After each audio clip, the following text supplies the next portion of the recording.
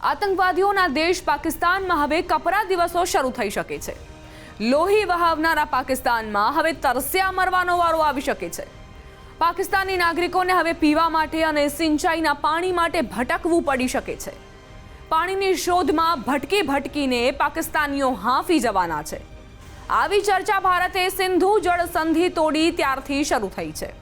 એવામાં હવે એક રિપોર્ટ આવ્યો છે જેમાં કરાયેલા દાવા પરથી લાગી રહ્યું છે કે પાણીને લઈને પાકિસ્તાનની મુશ્કેલીઓ વધવાની છે।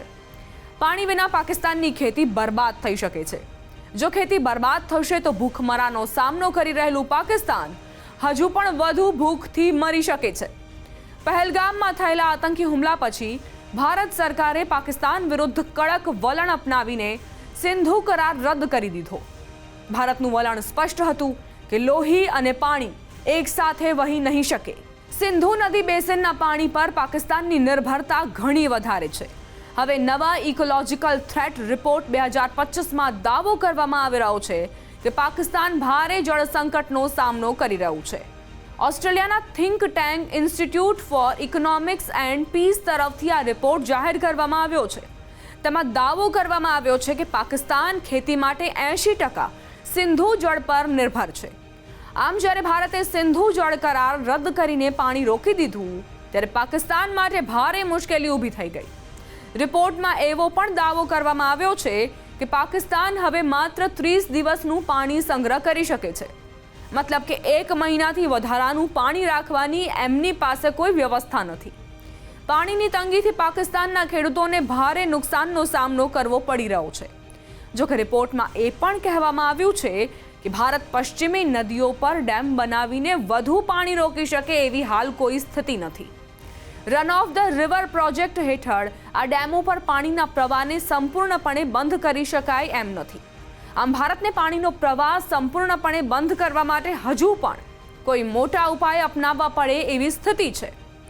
રિપોર્ટમાં કહેવામાં આવ્યું છે કે સિંધુ નદી અને તેની સહાયક નદીઓ ભારત અને પાકિસ્તાન બંને માટે એક મહત્વપૂર્ણ જળમાર્ગ છે જે પાકિસ્તાનના કિસ્સામાં તેની ખેતી માટે જરૂરી મોટા ભાગના પાણીની સપ્લાય કરે છે। વળી ભારત પશ્ચિમી નદીઓનો ઉપયોગ જળ વિદ્યુત ઉત્પાદન, નૌવહન માટે તથા સિંચાઈ માટે મર્યાદિત ઉપયોગ કરી રહ્યું છે। ભારત સરહદ નજીક નદીઓના જળને અન્ય જગ્યાએ વાળી શકે અથવા તો સંગ્રહ કરી શકે એમ હાલ નથી। આમ તો ભારતે ધાર્યું હોત અને માનવતા ન દાખવી હોત તો ગયા ચોમાસામાં જ અડધું પાકિસ્તાન ડૂબી મર્યું હોત। આ ચોમાસામાં જમ્મુ કાશ્મીર, પંજાબ સહિતના રાજ્યોમાં અતિશય વરસાદ વરસ્યો હતો। જો એવા સમયે ભારતે માનવતા ન દાખવી હોત તો લાખો પાકિસ્તાનીઓ ડૂબી જવાના હતા। કારણ કે ભારતે જળ સંધિ તોડી ત્યારથી તે નદી અને પૂરના આંકડા પાકિસ્તાનને આપવા માટે બંધાયેલું નહોતું। પરંતુ પાકિસ્તાની આતંકવાદીઓ અને પાકિસ્તાનની લુખ્ખી સરકારના વાંકે નિર્દોષ પાકિસ્તાનીઓ, તેમના બાળકો, અબોલ પશુઓના જીવ જાય એવું ભારત ઈચ્છતું ન હતું। એટલા માટે પૂરના આંકડા ભારતે આપ્યા હતા જેથી પાકિસ્તાન આપત્તિ વ્યવસ્થાપન કરી શકે। જો કે પાણીની બાબતમાં ભારતની નીતિ સ્પષ્ટ છે।